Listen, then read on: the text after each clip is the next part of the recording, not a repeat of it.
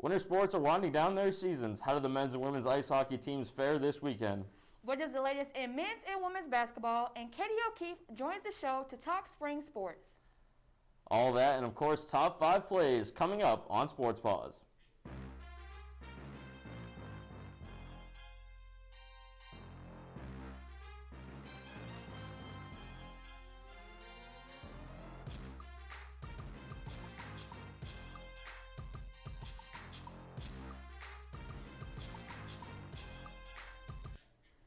Welcome inside Studio 125. My name is Khalesia Smith alongside Ryan Flattery, and we have a great show for you tonight. A great show and a lot to get to, so let's get right into it.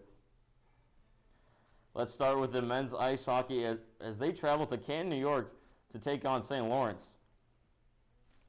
The first 30 minutes were a battle in Game 1 as both teams traded goals and the Saints took a 2-1 lead. From that point forward, though, it was all Quinnipiac as they scored 3 unanswered goals in the second and third periods. Ty Smolanic scored his 14th goal of the season with a no-look wrister past Emil Zetterquist.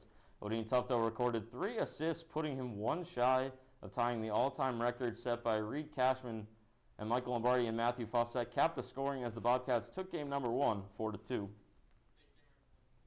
Now moving on over to Saturday, Game 2 of men's hockey versus St. Lawrence. Let's see what the end result was. And the Bobcats take home the weekend sweep thanks to Peter DiVoltore and his game-winning power play goal in the third period. But Ethan DeJong was the one that got the scoring going for the Bobcats with his 13th goal of the season, just 21 seconds in the first period. Odin Tufto also was definitely making things happen this weekend as he also scored his 5th goal of the season in the first period, becoming the second player in the nation to obtain 40 points. The Bobcats extend their unbeaten weekend winning streak with a 3-2 win. With 2 wins on the weekend, let's take a look at where the Bobcats sit in the current standings. And you see here, Quinnipiac remains in that top spot in the ECAC with 34 points, followed by Clarkson in second with 25, Colgate in third with 16, and St. Lawrence rounding out the conference in fourth with 15 points. The Bobcats have full control of their destiny as 2 wins this weekend, and they will be crowned ECAC regular season champions for the second time in 3 years. Quinnipiac continues to climb the national rankings as we check out the latest USCHO poll, where the Bobcats sit just outside the top 10 in the number 11 spot. With a loss this weekend, Boston College drops to number 2, and North Dakota takes over the top spot as the nation's best team. Minnesota State, and Wisconsin round out the top 5, and UMass jumps up to number 6 after taking down previous number 1, Boston College.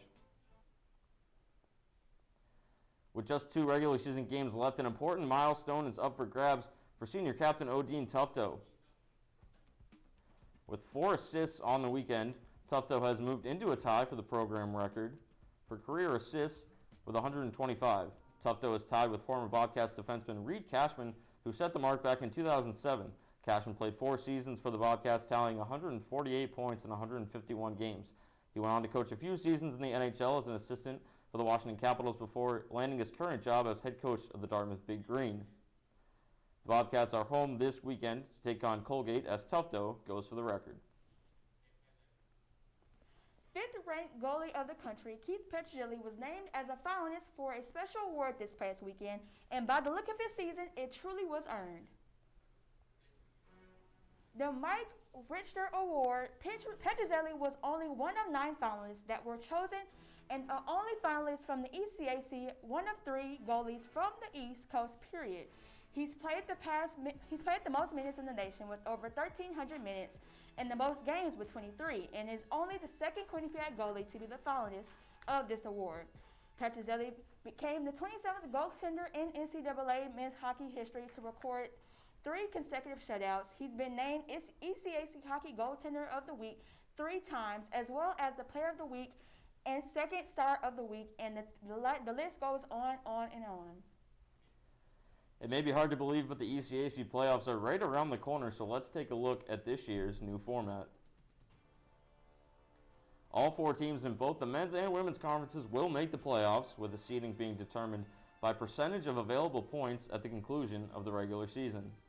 From that point, all 4 teams will compete in a single elimination tournament to crown a champion. The women's tournament is set to begin this Friday, March 5th, with the championship game on Sunday, March 7th. The men will follow suit just 2 weeks later, beginning their tournament on March 18th with the championship game on the 20th, where they will crown a champion. Moving on to women's ice hockey as they go up against the number 1 team in the ECAC standings. Game 1 versus Colgate. Let's roll the tape.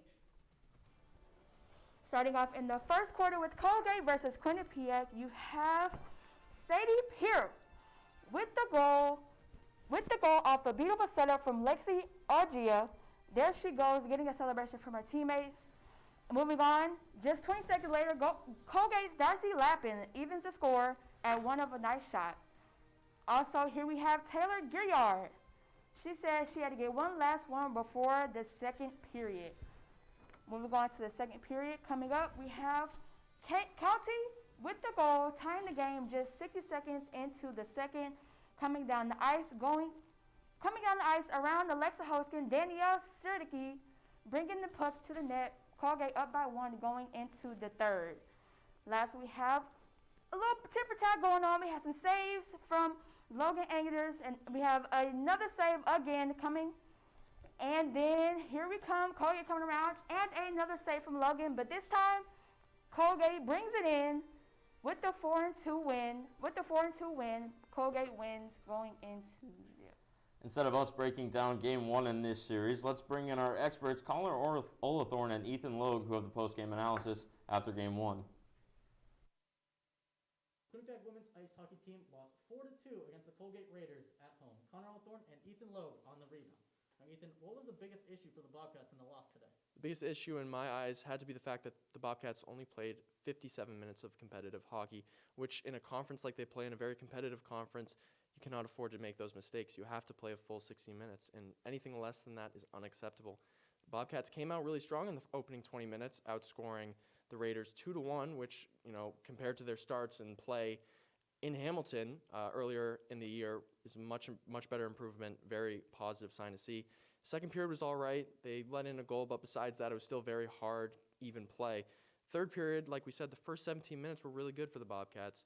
Logan Angers had to come up with a couple of clutch saves, but they were in it up until the end. But the final 3 minutes is what did them in, allowing a goal with just under 3 minutes left and then allowing an empty netter. The Bobcats need to be able to play a full 60 minutes, especially as we head into the ECAC playoffs. Bobcats couldn't finish, and head coach Cass Turner also thinks that they can't finish their chances. Here's what she had to say after the game. I'd like to really get our D more involved on the offense tomorrow, and I think we can do that. I think it's one of our strengths. So, it's great to have a line that puts 2 in the net, and you're right, we do need a little bit of support within that, but we had the chances. It's just a matter of finishing them. Well, the Bobcats struggled going forward, Ethan. On the back end, they looked really solid tonight, especially from your standout player. Yeah, my standout player has to be Quinnipiac goaltender Logan Angers. She had 32 saves in the loss, but she just looked really comfortable and really confident in net overall, which is something we haven't really seen so far this season. She came up with a lot of big saves, especially on the Colgate power play that they had in the third period, and really kept them in it. And in my opinion, if it wasn't for her, this game could have gotten out of hand a lot more faster than it did. Quinnipiac looks to bounce back from today's loss tomorrow at 3 p.m. against Colgate from the Frank Karate Jr. Arena. Connor Olathorn and Ethan Logue on the rebound. After a tough loss in Game 1, let's see if the Bobcats can rebound in Game 2. Here we go, Quinnipiac and Colgate. Game number 2, Quinnipiac's final game of the series. Taylor Girard fires a wrister in the slot. Courtney Vorster puts this one on net, and Girard bangs home the rebound to score her third goal in 3 games. On to the second period we go. Battle in the corner here, and Taylor House is going to find Grace Markey all alone in front of the net. Bobcats take a 2-0 lead. QU steals it in the neutral zone. Lundblad on a breakaway. She goes top shelf, right up where Grandma hides the cookies. 3-0 Bobcats. Now here's Alexa Hoskin and Taylor House in a 2-on-1 on the power play. House buries that one. The Bobcats open this game up 4-0. Colgate would get one back. Sammy Smigliani gets the Raiders on the board, and as the second period comes to an end. Colgate would add 2 more unanswered goals with the extra attacker, both coming from Danielle Serdachny, to bring the Raiders within a goal as time winded down in the third. Brooke Bonstill added the empty netter as 5 different seniors scored for the Bobcats, and they take this one 5-3.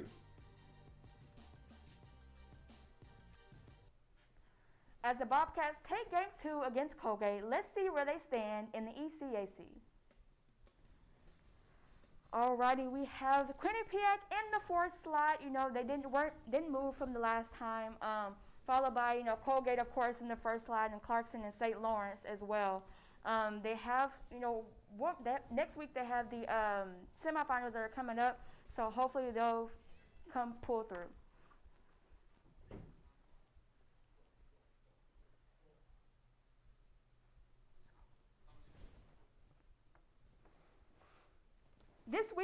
This weekend's win against Colgate marks the end of the regular season for Quinnipiac women's ice hockey.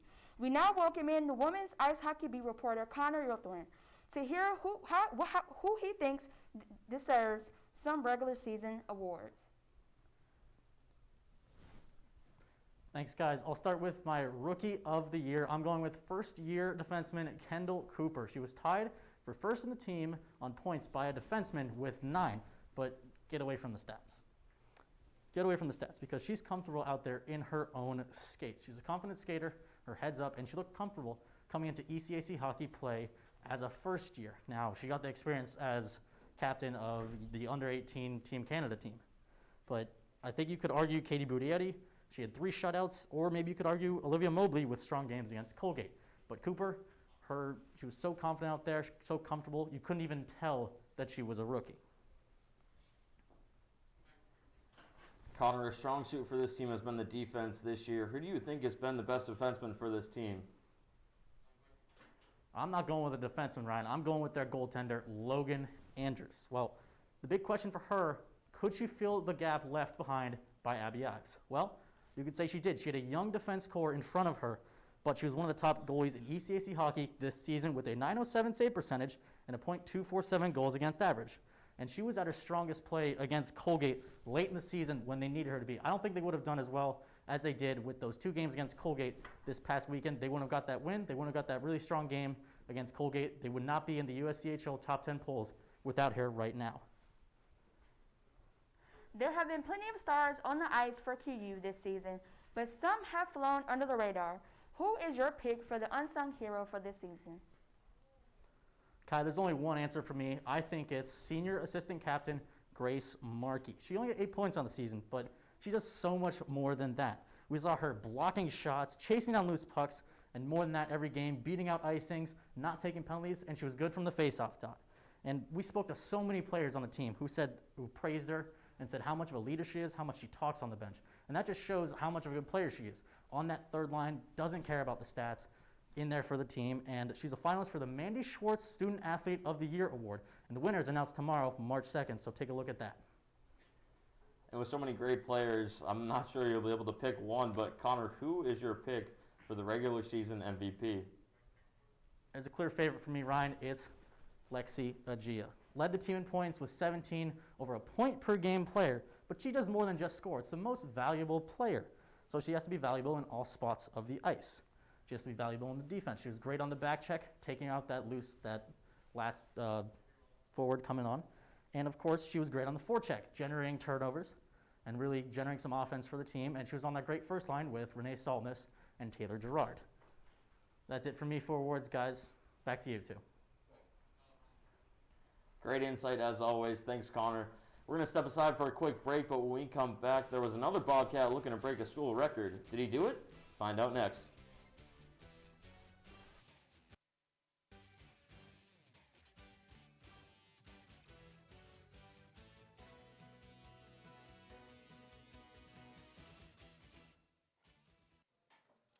What do you think you're doing, Kevin? Was just gonna drive home. There are several warning signs present that you shouldn't be driving. Like hearing voices? Like your text-to-emoji ratio? Oh man, the selfies. Selfie, nailed it. We all have warning signs that let us know that we're probably not okay to drive. Mine is pretending to be your subconscious. Craig, come on, man. Let's split a ride home.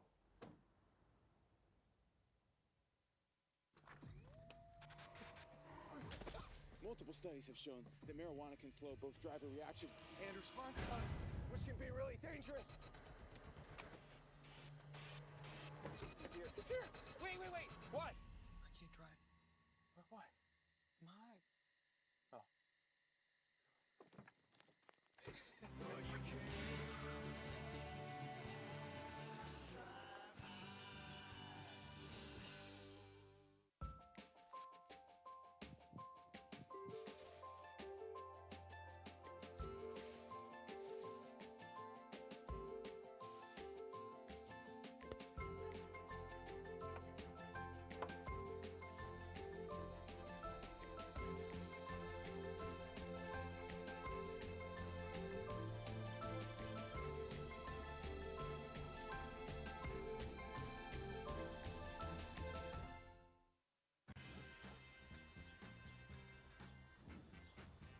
When we adopt a shelter pet, we discover they're a unique mix of all kinds of things. Come on, Jules, spotting on this last one. There it is.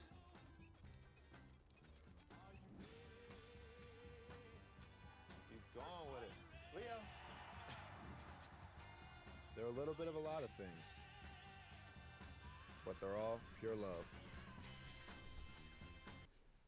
Welcome back, guys. Thanks for still tuning in. Now let's move on from the ice to the hardwood.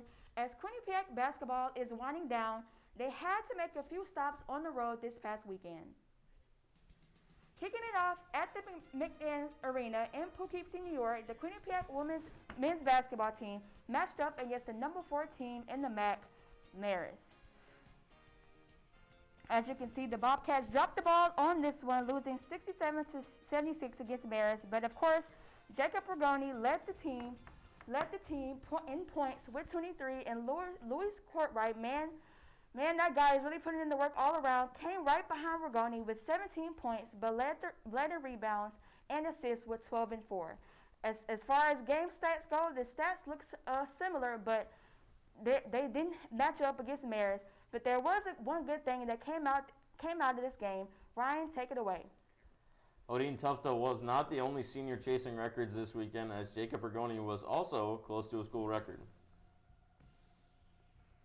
Despite the loss to Marist, senior Jacob Rigoni had a lot on the line as he entered the game needing 6 3-pointers to set the all-time program record, and that's exactly how many he hit, as Rigoni passed former Bobcat Rob Monroe, setting a new record of 254 3-point shots made in his career. Rigoni will no doubt look to distance his record as the Bobcats finish out their season. A close loss in Game 1, so let's take a look at how the Bobcats fared in Game 2. Another close effort from Baker Dunleavy's squad, but the Bobcats once again fell short, this time by a score of 65-62. Despite forcing 16 turnovers, the Bobcats shot just 30% from the floor and 18% from behind the arc.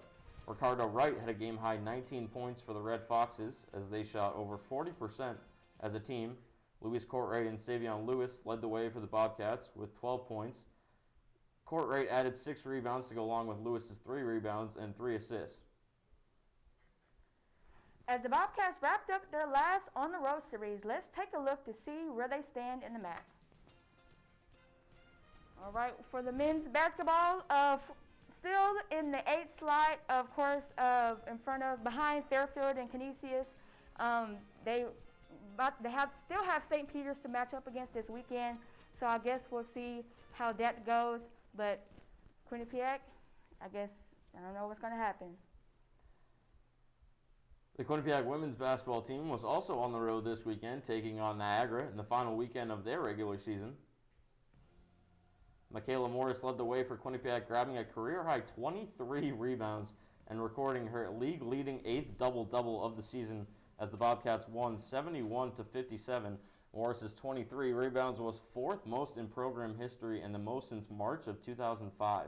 Morris was not the only Bobcat with a career day, as junior guard Mackenzie DeWeese tallied a career-high 21 points as the Bobcats shot 25% from deep and grabbed Game 1. Things ended well for the Bobcats in Game 1, but that didn't quite transfer over into the regular game season finale against Niagara. Let's take a look. The Bobcats fell to Niagara 69-78, just 9 points away from a weekend sweep. You had Michaela Morris recording her 9th double-double with 23 points and 12 rebounds. Mackenzie DeWeese scoring double figures for the 15th out of 20 games this season.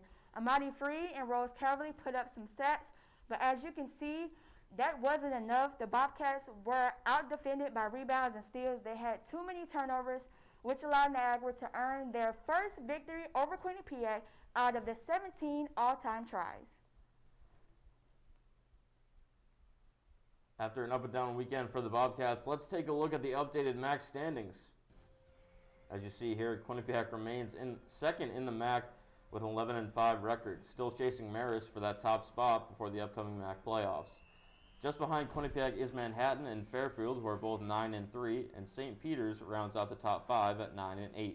Ryder, Niagara, and Iona have some work to do, sitting at the bottom of the conference. We are now just less than 1 week away from the start of the Quinnipiac women's volleyball season. Let's welcome in volleyball beat reporter Katie O'Keefe to give us a preview of what we can expect this season. As with any season, there are some new additions to the team. So, Katie, what newcomers can we expect to see on the court? Kai, that's a great question, and like you mentioned, that happens every year. We're welcoming, a new batch of first years onto the team, and they're coming from all over. You'll see them on your screen soon. And so there's 5 new additions to the squad. I wanted to point out a couple of things here. Nicole Legg, she's actually a junior, and she is a transfer student from the University of South Florida. Her first year, she didn't really see much play time, but her sophomore year, she played 27 matches out of the 30 that the team played. 105 kills throughout the season and a career high of 12 kills. Also, fun fact for Ava, her parents, they both played volleyball at Long Island University, Southampton.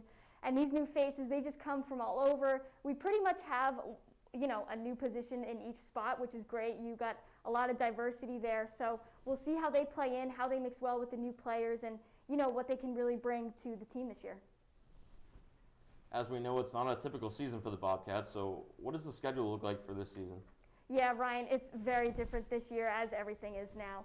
This schedule now features only 5 opponents, and each game is a doubleheader. So this team is really only playing in the month of March, and you compare that to regular seasons. They would play for 2.5 months and then have a long time at the MAC tournament. However, we will still see a MAC tournament that will play out April 1st to 3rd. Last season, the Bobcats went 14-16, not a solid stat there, but they did make it to the championship. They lost to Fairfield. They did take a set from them, but I'm sure they're going to be looking to go back there this year. Even with the smaller amount of games, each one will weigh more, but at least they get a season, right? QU tips off their season this Sunday against Manhattan. Katie, what are your predictions for the season opener? They're definitely going to want to go hard, take every game like it's their last, because you never know if it could be.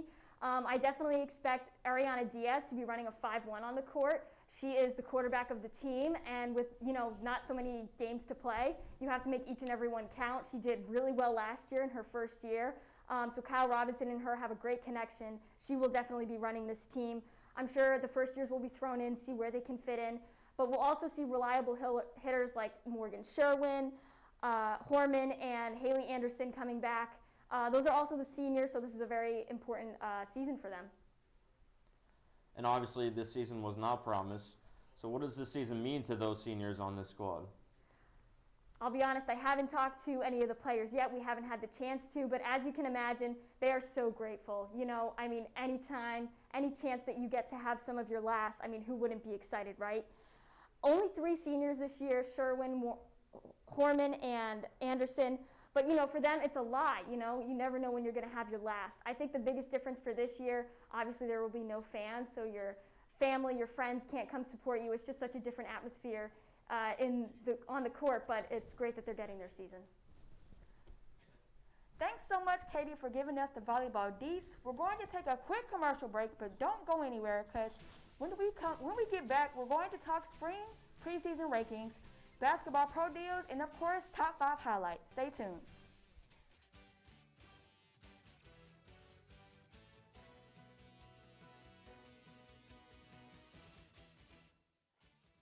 I know what you're thinking. I need a job. I need a new career. Well, I've been there. I've been there. I've been there. I wasn't happy with what I was doing. After high school, I didn't have a plan. I just wanted to start working. I got laid off twice, but you gotta keep going. You just need the right skills. Find an apprenticeship. I found a 2-year IT program. I found a medical course online. I'm now a consultant in the tech space. You have more options than you think. You can do this. You will find something. You will find something new.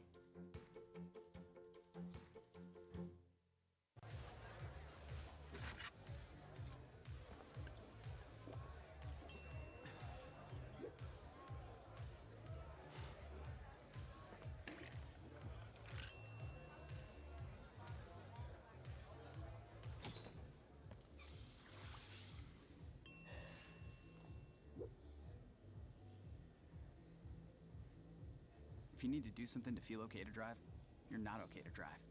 Don't drive buzzed.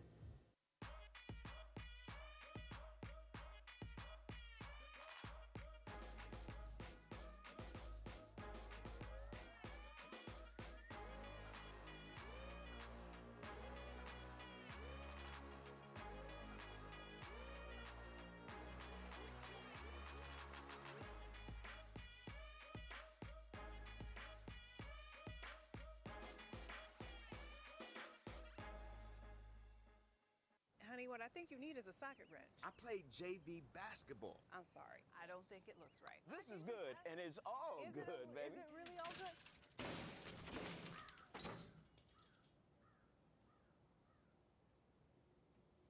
If you love me enough to routinely test your handyman skills, not to mention the strength of your marriage, then of course you'll visit nhtsa.gov/therightseat to make sure I'm in the right car seat. I'm gonna call my. We finally made it. The best part of the night. Top 5 plays. Let's do it. Here we go. Top 5 plays. Number 5, women's hockey versus Colgate. Taylor House to Grace Markey all alone in front. She buries it. Over to play number 4. This is the game, one of the Quinnipiac Colgate 2-game series. Logan Andrews makes not just one, but 2 beautiful saves on Colgate. Play number 3, Odin Tufto going for that assist record. He finds Peter Deliberatori for the record-tying assist and the game-winning goal as the Bobcats take down St. Lawrence 3-2. And now moving on to play number 2. Ryan, you said we see this game again, and look at this one. 2-on-1, pick a corner, any corner, Lauren Lundblad with the sniper, top right corner. QU wins the 1-5-3. Did I say records? I think we're talking about records tonight. Jacob Borgoni from downtown. Bang, your new three-point king, the 254th career three-pointer. We could talk Quinnipiac sports all day, but this is all the time we have for tonight.